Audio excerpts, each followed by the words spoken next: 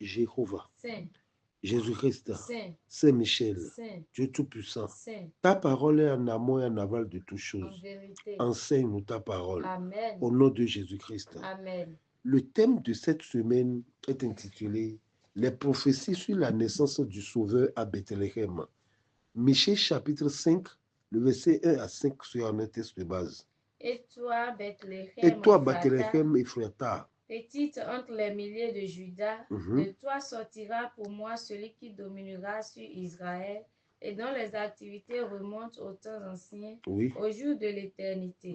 C'est pourquoi il les livrera jusqu'au temps où enfantera celle qui doit enfanter, et le reste de ses frères reviendra auprès des enfants d'Israël. Wow. Il se présentera et il gouvernera avec la force de l'Éternel, avec la majesté du nom de l'Éternel, son Dieu. Oui. Et ils auront une demeure assurée, car il sera glorifié jusqu'aux extrémités de la terre. C'est lui qui ramènera la paix. Wow. Lorsque l'Assyrien viendra dans notre pays et qu'il pénétrera dans nos palais, nous ferons lever contre lui 7 pasteurs et 8 princes. Alléluia. Alléluia. Alléluia. Alléluia. Alléluia. Alléluia. Les prophéties sur la naissance du Sauveur à Bethléem, c'est un bon thème. Et bien aimé, voyez-vous, ces derniers temps, on parle plus des prophètes et des prophéties. L'Esprit m'a mis à cœur d'expliquer la différence entre la prophétie, ainsi dit l'Éternel, et ainsi dit le prophète. Il y a une différence dans ces choses. C'est-à-dire la prophétie, ainsi dit l'Éternel, et ainsi dit le prophète. Bien-aimé, la prophétie,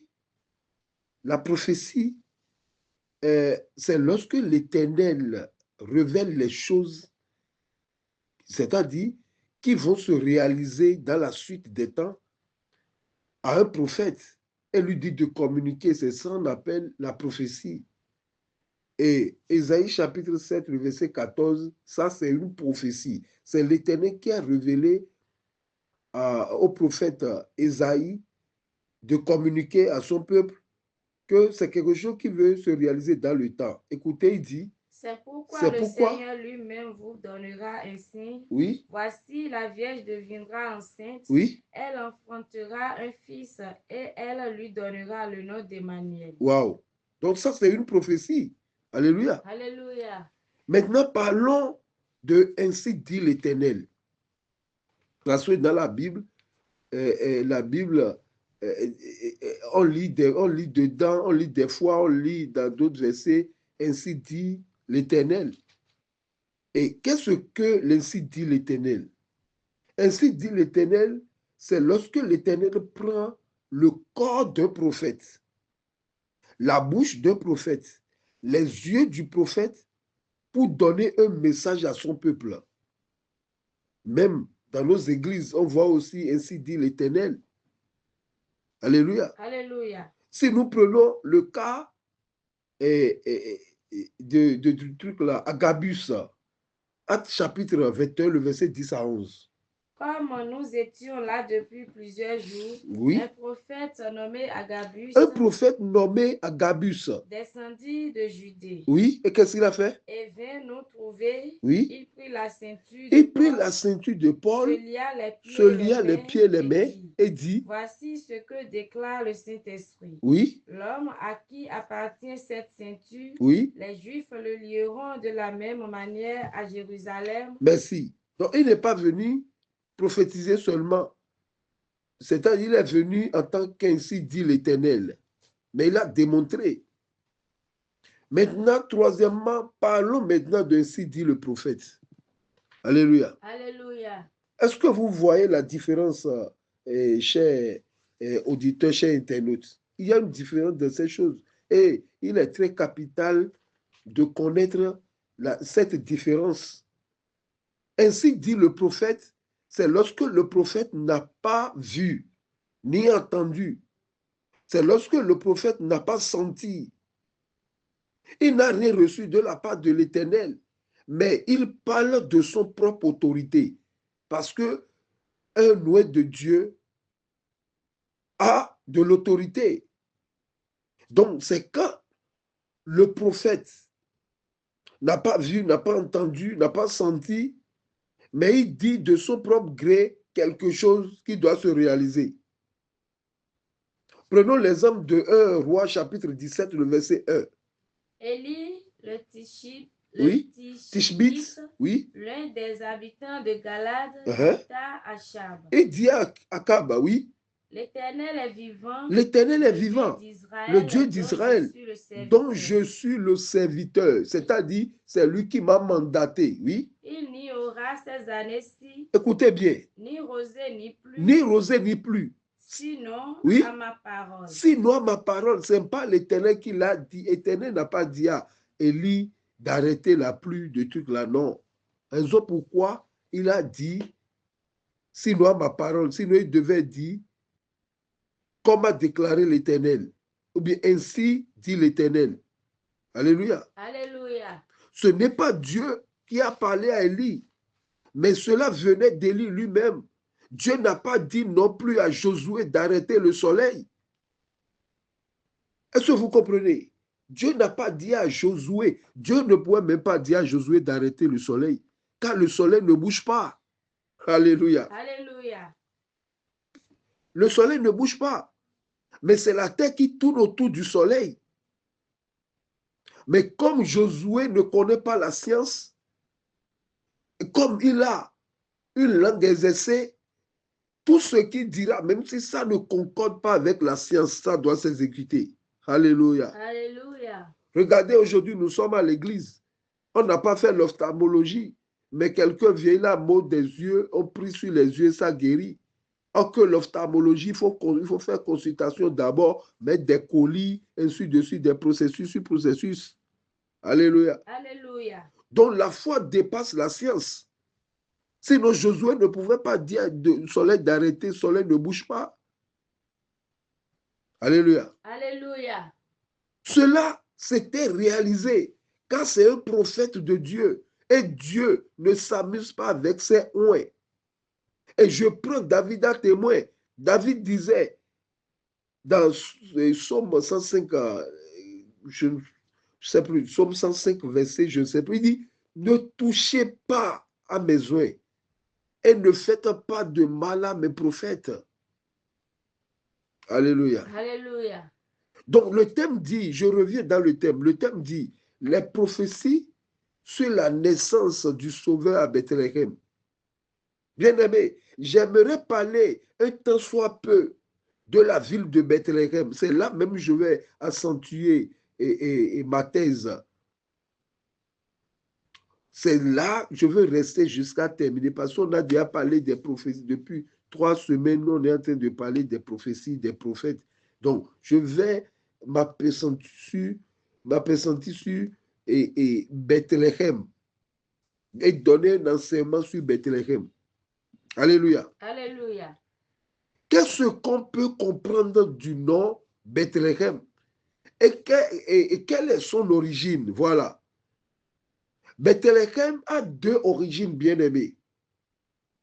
Et dans ce grand thème qui dit les prophéties sur la naissance du Sauveur à Bethléem, dans ce grand thème, je vais tirer un petit thème qui est intitulé « Pourquoi le Messie devait venir de Bethléem ?» Pourquoi? Mais il y avait des villes. Il y avait des villes de renom. Il y avait des villes. Il y avait Capernaum, Cappadoce, il y avait Jérusalem, et ainsi de suite.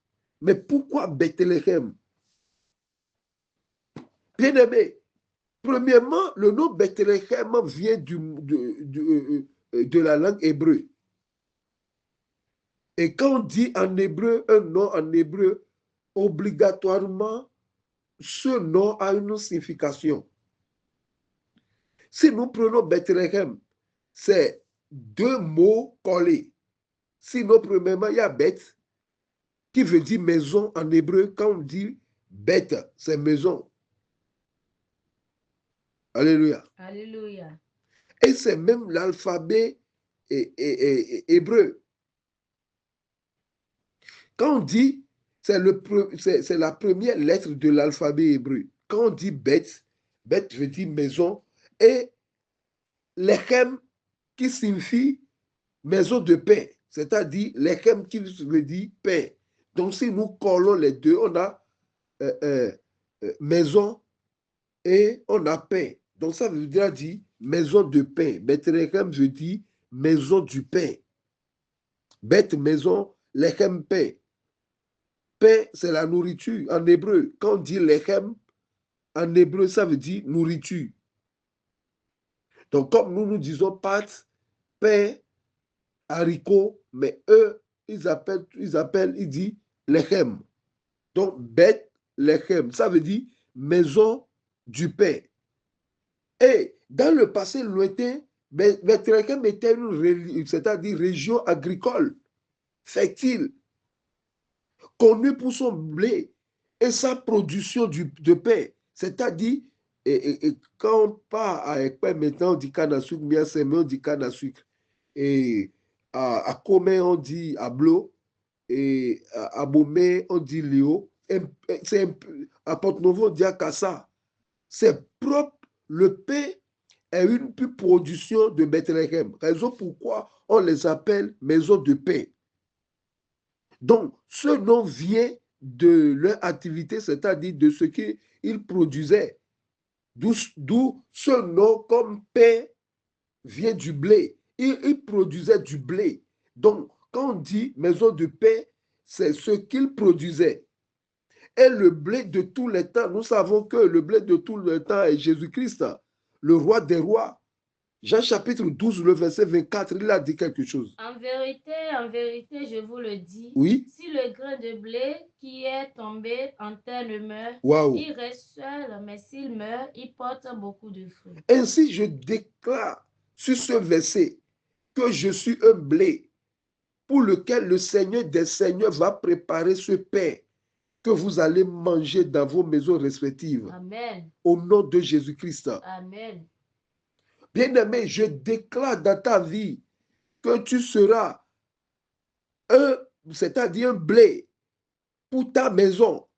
Comme on cherche le blé, parce qu'on a besoin de pain, on va te chercher au nom de Jésus-Christ. Amen. Église, nous venons tous de Bethléem. Écoutez bien, nous venons tous de Bethléem. Tous les chrétiens viennent de Bethléem. Un vrai chrétien est un Bethléemite.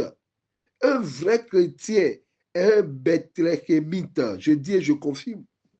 Un Bethléemite ne demande pas du pain, mais il donne du pain. En tant que chrétien, nous ne devons pas demander du pain, mais nous, on va donner le pain. Quand je parle de pain, il y a pain spirituel et il y a pain charnel. Pain spirituel a de l'autorité sur le pain charnel. Le pain spirituel, c'est la parole de vie. Mais celui qui a la parole de vie peut déclarer la parole pour bouger les choses charnellement. Quand la Bible déclare, tu ne prêteras, c'est-à-dire, tu prêteras à beaucoup de nations et tu n'emprunteras point. Alléluia. Alléluia. Donc, c'est Jésus, notre pain de vie. Quand on dit Bethléem, quand on dit pain de vie, c'est-à-dire, c'est parce qu'il venait de Bethléem. De façon physique, Jésus est né à Bethléem, mais il n'a pas grandi là-bas. Mais il est né à Bethléem pour montrer que celui-là, c'est le pain de vie. C'est le blé. Alléluia. Alléluia. C'est le pain de vie. Mais il a déclaré même dans Jean 6, le verset 35. Jésus leur dit. Et ça a mené beaucoup de tumultes, de divisions même, oui. Je suis le pain de vie. Oui. Celui qui vient à moi n'aura jamais soif. Wow. Et celui qui croit en moi n'aura jamais soif. Mais il a dit, il est le pain de vie. Et il parle de soif maintenant. Parce que le pain est assuré. Celui qui a le pain, celui qui a mangé le pain doit boire de l'eau. Alléluia. Alléluia. Relis-moi ça. Jésus leur dit, je suis le pain de vie. Oui. Celui qui vient à moi n'aura jamais faim. Mais n'aura jamais faim. Parce que le pain est assuré. Quand on parle de faim, il y a faim charnel et il y a faim spirituel. Aujourd'hui, c'est la faim spirituelle qui amène la faim charnelle. Bien-aimé, tu veux être rassasié charnellement, mange le pain spirituel. Continue. Et celui qui croit en moi n'aura jamais soif. Il n'a pas parlé seulement de pain, parce que celui qui a mangé va boire de l'eau. Donc la parole et le Saint-Esprit. Continue un peu. Continue. La parole et le Saint-Esprit. Il n'a pas seulement parlé du pain, mais il a parlé aussi de l'eau. Celui qui a le pain, qui n'a pas l'eau, sera constipé. Il sera constipé. L'eau est indispensable. Le Saint-Esprit est indispensable. Tu as la parole, mais tu n'as pas le Saint-Esprit. Tu as la farine seulement. Si tu manges, tu auras des problèmes gastriques. Mais si tu as ajouté l'huile aux farines, tu auras un gâteau. Parce que c'est le gâteau qu'on mange. Raison pourquoi, lorsque les anges ont rendu visite à Abraham, Abraham les a fait un gâteau. Et c'est ça, ils ont mangé. Pourquoi? Parce que c'est leur nourriture préférée. La farine seule ne suffit pas, mais il faut ajouter de l'huile. Oui? Mais je vous l'ai dit, vous m'avez vu, oui? et vous ne croyez point.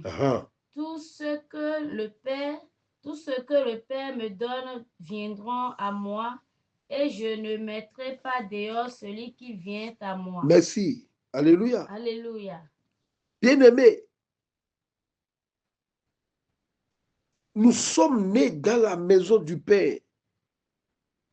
C'est ça Jésus-Christ. Il naît dans la maison du Père. La maison du Père a vu sa naissance. Celui-là ne manquera pas. Vous voyez, à un moment donné, il a dit, donnez-le à manger vous-même. Dans Jean chapitre 6, là-bas, il a dit, donnez-le à manger vous-même. Philippe dit, mais où on va trouver du pain pour ce nombre? Il a dit, non. Donnez-le à manger. Quelqu'un a dit, on a vu un petit qui a 5 pains et 2 poissons. Il a dit, ça suffit pour montrer que c'est lui le pain de vie. Il vient de la maison du pain. Alléluia. Alléluia. C'est celui qui vient de la maison du pain qui peut appeler du pain, qui peut faire miracle du pain. Waouh! Bien-aimé, nous devons comprendre que la maison du pain, ce qui souligne symboliquement que sa vie et son sacrifice nourrissent spirituellement l'humanité. Le pain de vie, ça voudra dire que celui-là, il peut nourrir l'humanité tout entière. Il est la source de vie. Tout le pain, c'est-à-dire, il est le source de vie. C'est comme si, comment je peux expliquer? Et tout comme le pain était un aliment de base, dont Jésus-Christ c'est la base. En plus, le pain, dans ses processus de production, c'est-à-dire, il faut d'abord la farine. Deuxièmement, il faut l'eau. Troisièmement, le sel. Et quatrièmement, l'huile. Voilà les ingrédients. Vous voyez spirituellement, il faut la farine. Je viens de parler de farine. Il faut l'eau. Je viens de parler de l'eau aussi parce qu'il a dit, je suis le pain de vie. Celui qui croit en moi n'aura pas de faim.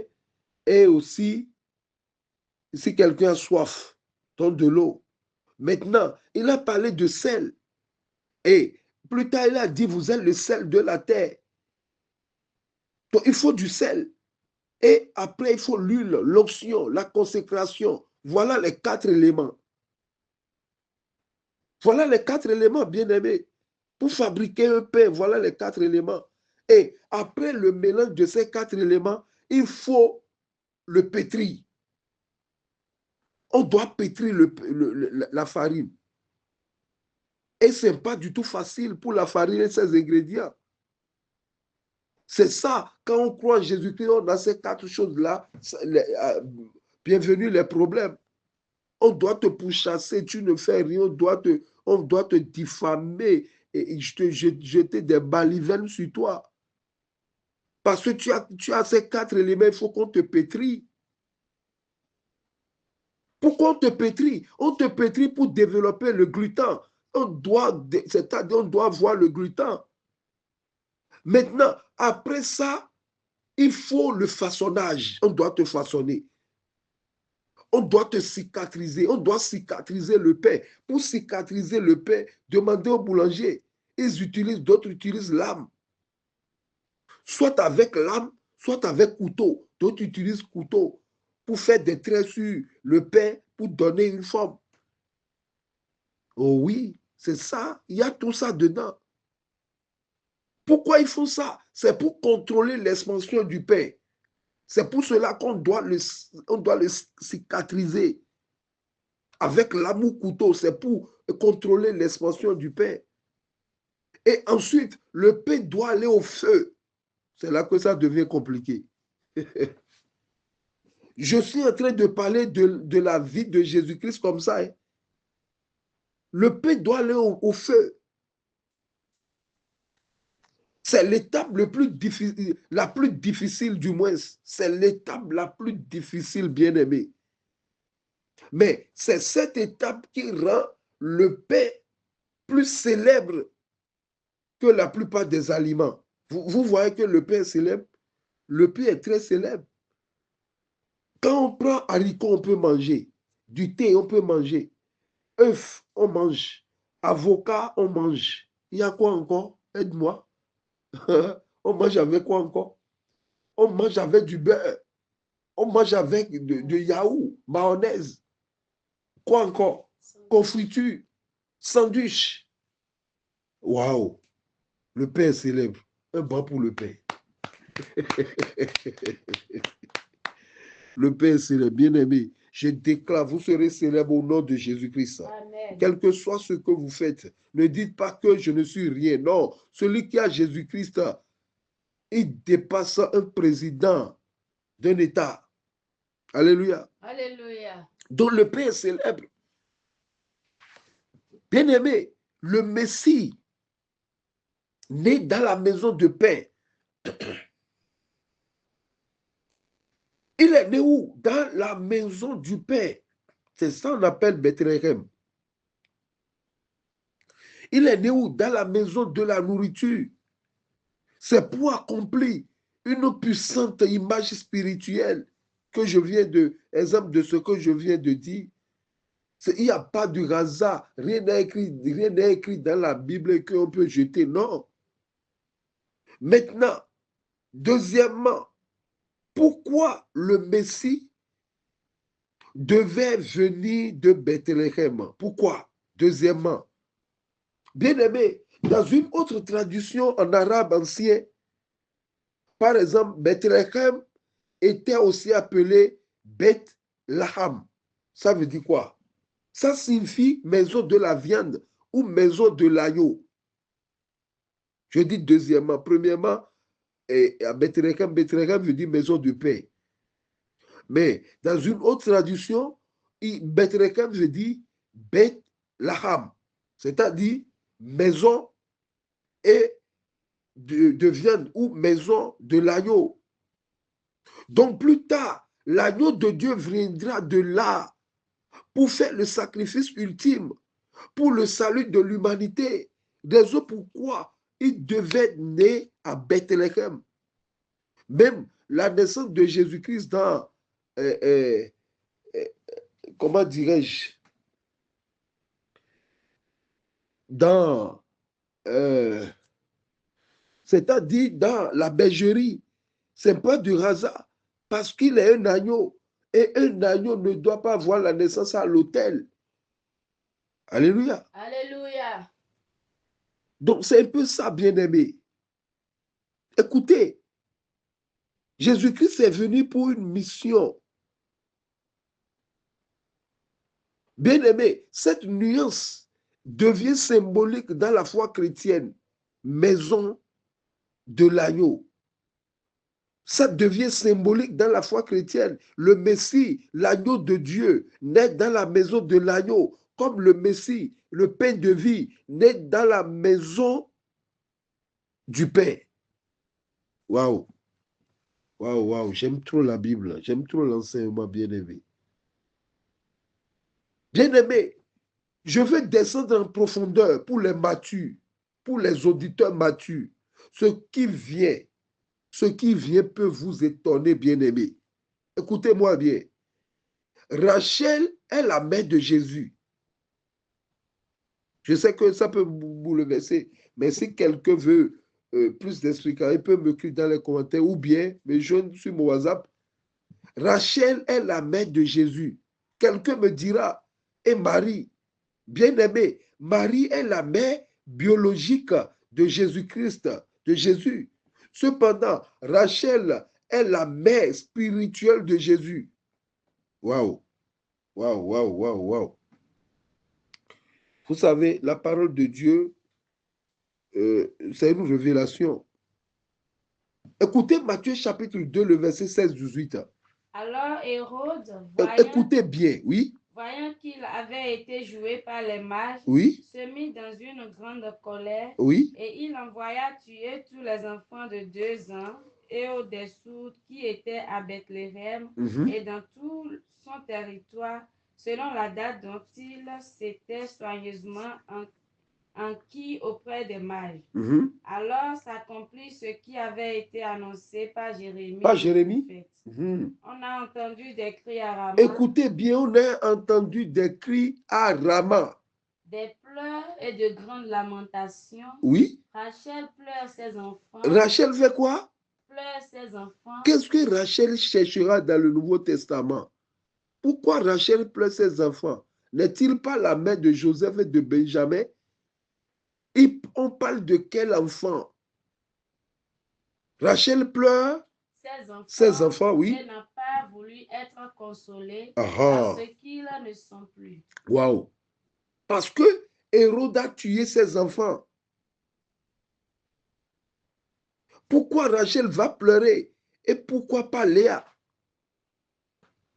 Bien-aimé, Rachel signifie brebis. Cependant, le petit du brebis s'appelle agneau. C'est-à-dire, la mère de l'agneau s'appelle brebis, Rachel. Je recommence. Rachel signifie brebis. Le petit de brebis s'appelle agneau, Jésus-Christ. Est l'agneau. C'est-à-dire, la mère de l'agneau, Jésus-Christ, s'appelle brebis Rachel. C'est-à-dire, bien-aimé, on a brebis et le petit de brebis, c'est l'agneau. On a Rachel et le petit de Rachel, c'est Jésus. Alléluia. Alléluia. Je peux appeler Jean-Baptiste de venir me témoigner. Jean 1, le verset 29. Le lendemain, il vit Jésus venant à lui et il dit, voici l'agneau de Dieu. Voici l'agneau de Dieu. Le péché du monde. Ah, le nom est sorti. Voici l'agneau de Dieu qui ôte le péché du monde. Si Jésus-Christ, on accepte d'appeler Jésus-Christ agneau, on doit accepter d'appeler Rachel brebis. Alléluia. Alléluia. Vous comprenez maintenant pourquoi le Messie devait venir de Bethléem. Je continue ma thèse, bien-aimé. Dans les prophéties sur la naissance du Sauveur, un petit prophète du nom de Michée avait annoncé clairement des siècles avant la naissance du Sauveur Jésus. Il a dit quoi? Michée chapitre 5, le verset 1-2. Et toi, Bethléem Ephrata. Et toi, Bethléem Ephrata. Petite entre les milliers de Judas. Oui. De toi sortira pour moi celui qui dominera sur Israël. Mais, et dont les activités remontent aux temps anciens. Or que Esaïe avait dit, la domination reposera sur son épaule. Alléluia. Alléluia. Maintenant, Michée vient cadrer la révélation. Il dit, de toi sortira pour moi celui qui dominera sur Israël. Et à ça, c'est-à-dire, et dont l'origine fait quoi? Remonte aux temps anciens. Donc celui dont on parle, on ne doit pas le considérer comme un contemporain de Jean-Baptiste, non. C'est pour cela qu'il a dit, votre père Abraham a tressailli de joie de ce qui verrait mon jour. Alléluia. Alléluia. Et dont l'origine remonte aux temps anciens, depuis Genèse chapitre 3, verset 5. Remonte aux temps anciens, au jour de l'éternité. C'est lui l'agneau qui a été immolé afin qu'on habille Adam et Ève de sa peau. Waouh. Alléluia. Alléluia. Et le verset 4 dit maintenant, c'est lui qui ramènera la paix. Sans lui, il n'y en aura pas la paix. Ok, Isaïe avait dit là-bas que prince de paix, c'est lui le prince de paix. C'est pourquoi lorsqu'il est venu dans Jean 14, verset 27, il dit, je vous donne ma paix, je vous laisse ma paix. Bien-aimé, Michée parlait de Rachel, il dit, et toi, Ephraïm, et toi, Bethléem, Ephrata, petite entre les milliers de Judas, de toi sortira pour moi celui qui dominera sur Israël. Michée parlait de Rachel, et je vais vous éclairer. Alléluia. Alléluia. Il est écrit que le Messie naîtrait à Bethléem, même si c'était une petite ville sans importance. Le Messie devait venir de la lignée de David, alors que Bethléem est la ville du roi David, car c'est là qu'il a été choisi. Donc, c'est là que David a été oint par Samuel. C'est sa ville d'origine. Oh, Dieu avait promis à David, 2 Samuel chapitre 7, le verset 16. Ta maison et ton règne seront pour toujours assurés. Ton trône sera pour toujours affermi. Merci. Ton trône sera affermi pour toujours. On ne parlait pas de Salomon. Nous savons que Salomon a régné pour 40 ans. Mais son règne a de fait. Après Salomon, il y a Jéroboam, il y a Roboam qui sont devenus rois à sa place. Mais celui-là, il n'y a personne qui peut s'asseoir à sa place. Non. Même les 24 vieillards, ils jettent les couronnes. 1 Samuel chapitre 16, le verset 1. L'Éternel dit à Samuel, Oui. quand cesseras-tu de pleurer sur Saül? Oui. Je l'ai rejeté. Je l'ai rejeté. Afin qu'il ne règne plus sur Israël. Et maintenant? Remplis ta corne d'huile. Oui. Et va. Je t'enverrai chez Isaïe. Oui. Bethléem. Oui. Car j'ai vu parmi ses fils celui que je désire pour toi. Donc, le nom est sorti, Bethléemite. C'est-à-dire, on a précisé pour que demain, on ne dit pas que David est d'ailleurs. Non, David est de là. Donc, si Jésus ne naîtrait pas là, ça voudra dire qu'on ne peut pas l'appeler fils de David. Alléluia. Alléluia. Alors que David est de la tribu de Juda. Et Juda est le 4e fils de Léa. La grande sœur de Rachel s'appelle Léa. Rachel, qui était la petite en nombre et en quantité. C'est-à-dire, Rachel est la petite sœur de Léa. Elle n'avait que combien? 2 enfants. De l'autre côté, elle est la petite sœur. Et maintenant, pour compter les enfants, il a seulement 2 fils, Joseph et Benjamin. Toutes les autres femmes de Jacob la dépassent en fécondité. Maintenant, c'est elle que Dieu a choisie puisque en nombre, elle est inférieure. Comme Dieu aime choisir avec les inférieurs pour qu'elle devienne maintenant des supérieurs. C'est comme ça Dieu, dans cette stratégie, Dieu ne choisit pas le premier. Dieu a laissé Caïn et il a pris Abel. Dieu a laissé Saül et il a pris maintenant Jacob. Dieu a laissé Manassé et il a pris Ephraïm. Dieu a laissé Saoul et il a pris maintenant David. Alléluia. Alléluia. Bien-aimés, comprenez cela. Dieu a choisi Rachel. Maintenant, c'est elle que Dieu a choisi spirituellement pour porter les rois qui naîtront de David, de Juda du moins. Les rois naîtront de Juda, mais c'est Rachel qui doit les porter. Est-ce que vous comprenez? À Cana, Juda, qui devait enfanter les rois, a manqué de nourriture et ils sont obligés, les frères de Joseph ont manqué de nourriture, ils sont obligés de venir en Égypte pour être portés par Rachel, pour être portés par Joseph, le fils de Rachel. Je suis sûr que vous comprenez. Alléluia. Alléluia. C'est pour les matures. Car c'est Rachel qui avait donné sa place à Léa. Jacob n'a pas vu Léa premièrement. C'est à cause de Rachel que Jacob a souffert. Donc c'est Rachel qui a donné sa place à Léa, qui a donné sa place à Milka, qui a donné sa place, ainsi de suite. Or que c'est Léa qui a donné naissance à la sacrificature. Quand je parle de sacrificature, je parle de Lévi.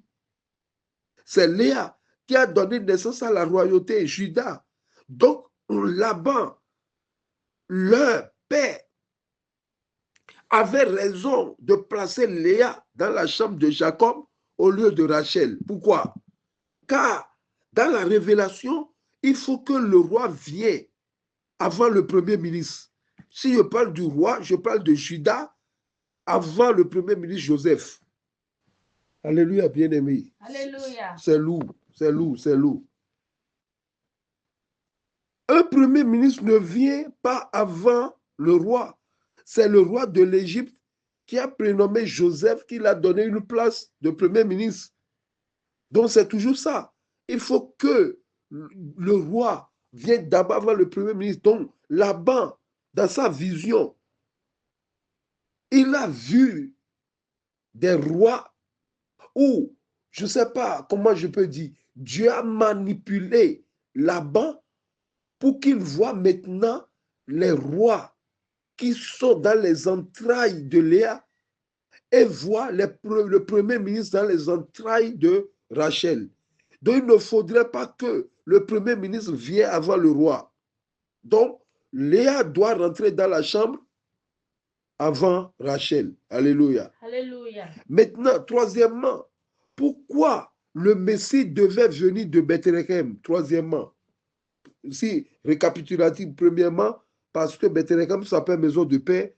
Deuxièmement, parce que Bethléem s'appelle maison de viande, maison de l'agneau. Et maintenant, troisièmement, Dieu choisit ce qui est humble. Pourquoi le Messie devait venir de Bethléem? Parce que Dieu choisit ce qui est humble pour accomplir les grandes choses. C'est un principe de Dieu. C'est pourquoi Pierre nous conseille le revêtement d'humilité. 1 Pierre chapitre 5, le verset 5 à 6. De même, vous qui êtes jeunes, oui, soyez soumis aux anciens. Et tous, dans vos rapports mutuels, oui, revêtez-vous d'humilité. Car Dieu résiste aux orgueilleux, mais fait grâce aux humbles. Donc, parmi les contrées, parmi les villes, Bethléem était une petite ville. Bethléem est une petite ville pauvre. Non seulement qu'il est petite, non seulement qu'il est pauvre. Alléluia, c'est une ville sans prestige. C'est comme Galilée. Après le baptême de Jésus-Christ, Jésus-Christ est rentré dans Galilée, qui était dépotoir. Et c'est là qu'il a choisi des choses viles pour confondre les sages. Dieu choisit volontairement un lieu faible, Bethléem, un lieu humble, pour montrer que son plan ne dépend pas de la grandeur humaine. Alléluia. Alléluia. Le plan de Dieu ne dépend pas de la grandeur humaine, Église. Le plan de Dieu ne dépend pas du nombre de fidèles. Le plan de Dieu ne dépend pas d'être intellectuel, non. Sa parole déclare, de la poussière, il retire le pauvre du fumier.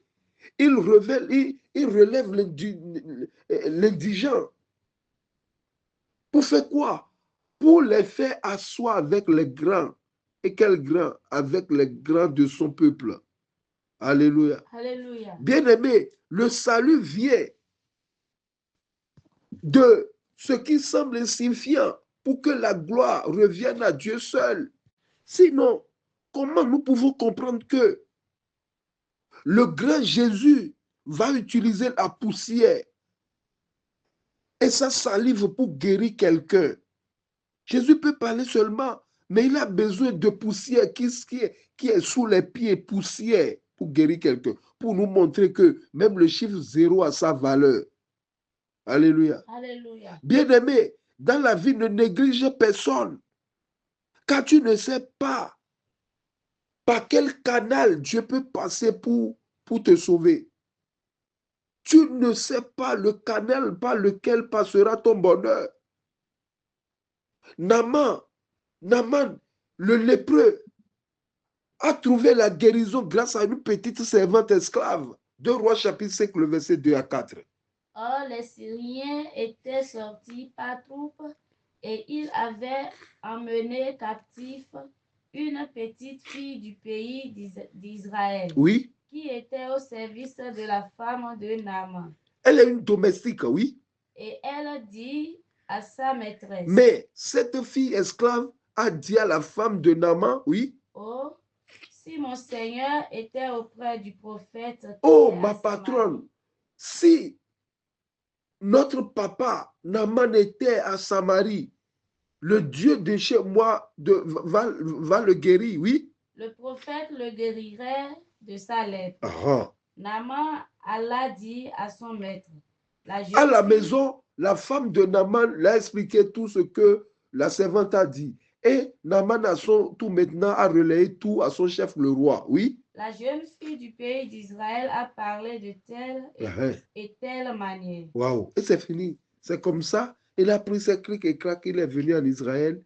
Mais, à son retour, il a eu déjà gain de cause. Qui l'a donné la guérison? C'est une petite fille, esclave même. Bien-aimé, il ne faut pas te minimiser. Dieu peut passer par toi pour faire beaucoup de choses. Les Grecs disent, connais-toi toi-même pour devenir ce que tu es. Oui, il ne faut pas te minimiser. Tu n'es pas pauvre, tu es fauché seulement, mais tu n'es pas pauvre, tu es riche dans le Seigneur. C'est pourquoi, c'est-à-dire, cette histoire, c'est pour nous dire que le plus souvent, ce qui ferait notre bonheur est tout près de nous et nous ne prenons point garde.